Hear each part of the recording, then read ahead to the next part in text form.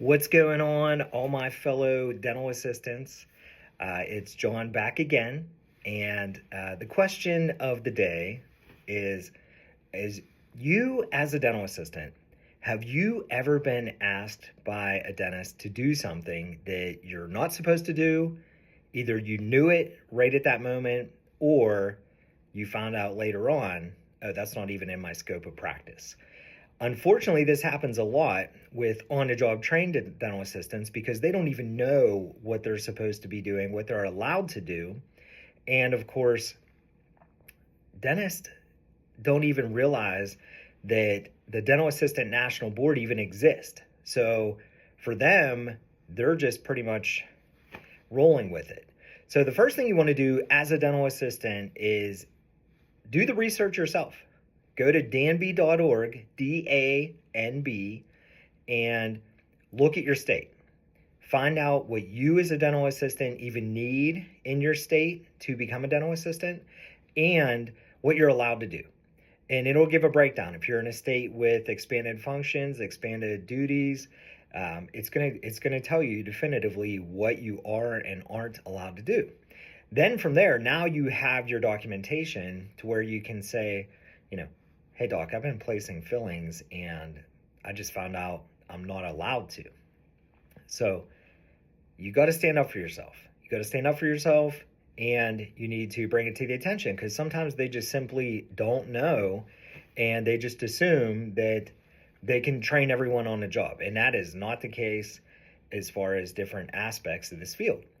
And even in this field, you have licensed hygienists and dentists who don't even realize that some states actually require dental assistants to be licensed. So dental assistants, as far as this country goes, are all over the map as far as what we are and aren't allowed to do state to state. So it makes it very difficult for dental assistants to get on the same page when it comes to wages and what it is that we want out of a job with benefits in particular. So that's your assignment for today. If you have no idea what danb.org is or what you're even allowed and not allowed to do, go there, research it, and start putting it together. So that way you know, hey, I'm allowed to do this, I'm not allowed to do this. And also have goals. Set yourself up for, hey, maybe I do want to go back to school and become an expanded functions. And, I'm kind of already doing this stuff anyway, even though I just found out today I'm not supposed to be. And this way you can start building your self-assessment for when your next review comes around, to where you can sit down and say, hey, these are things that I'm capable of doing, but I'm not allowed to do, but I do plan on going back to school.